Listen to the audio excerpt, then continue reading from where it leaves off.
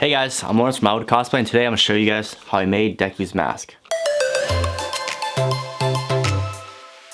So starting off with my Deku pattern you can get in my store, we'll cut these two pieces first. You'll need your usual supply of Sharpies, utility knife, and blade sharpener. I'll start by cutting the top piece of the pattern first. Make sure to cut these darts as they'll act as registration marks for the details later. Now that we have the top, we'll cut the bottom piece. I've already cut out the holes for the bottom piece. We'll need that for later. Cutting out circular details can be hard, so just take your time with this one. Once you have that done, get ready to transfer your pattern onto foam. As usual, we'll pin it down and then trace it with a Sharpie.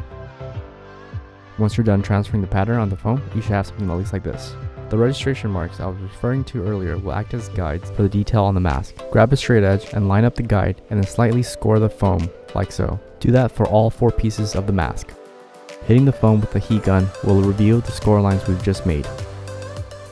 Now that that's done, if you follow the instructions, there are 2 edges along the top pieces that need to be beveled. I recommend keeping your blade sharp as you make these bevels.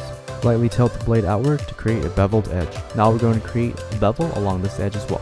Make sure to keep your blade sharp between each bevel cut. Now that that's done, it's time to cut out the non-bevel edges.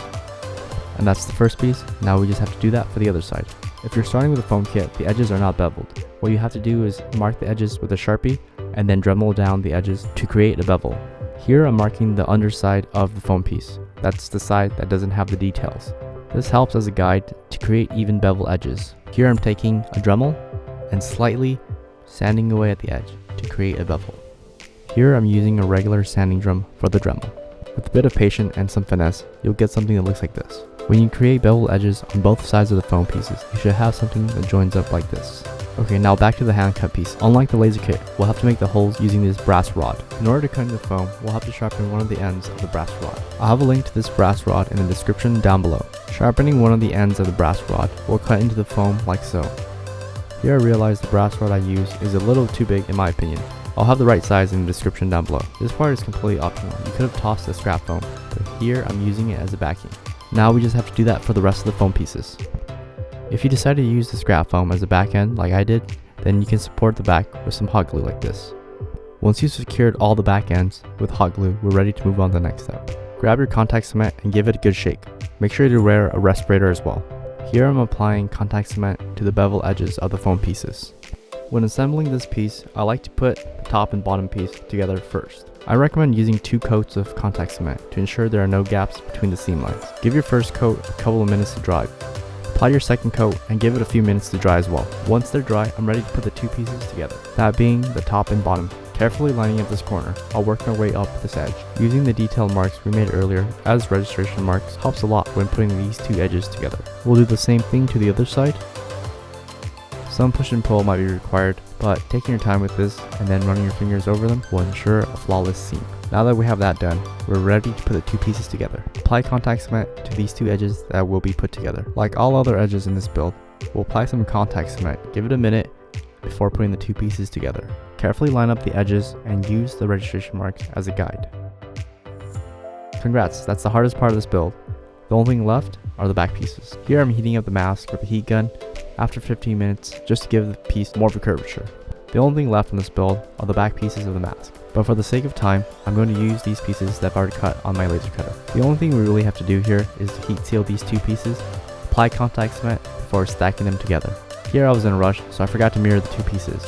So make sure you don't do the same mistake I did. Fortunately for me, I have extra pieces laying around. So let's do this process one more time. So while that other piece is drying, I'm going to put this piece together. Key to stacking is pick a corner and line up the 2 pieces starting from there. Now that the other piece is dry, I'm going to do the same thing to that. So those rear pieces are going to sit on the back of the mask like so. Carefully holding up the 2 pieces up to each other, I'll take a Sharpie and mark the position of the foam. Once both positions have been marked on the back of the mask, we're ready to apply the contact cement. Give it a minute to dry before putting the 2 pieces together. And there you have it. Oh yes, before I forget, what I like to do is curve up these pieces so that they're more form-fitting to the face. Okay, one last thing to do is this front detail. Okay, same deal as before. Position them accordingly, mark their position with a Sharpie, come back with some contact cement on both pieces, let it dry, and then put them together.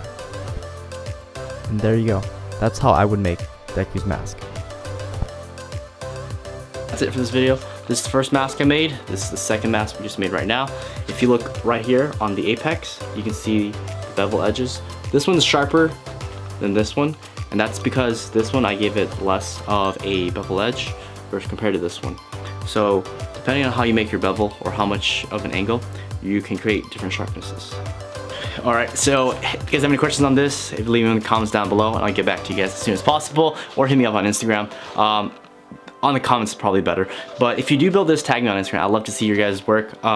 If you guys like this video, make sure you hit that like button. If you're new here, you want to see more of my stuff, make sure you hit that sub button, which I want to release tutorials every Tuesday. So with that being said, I'll see you guys in the next one. Bye.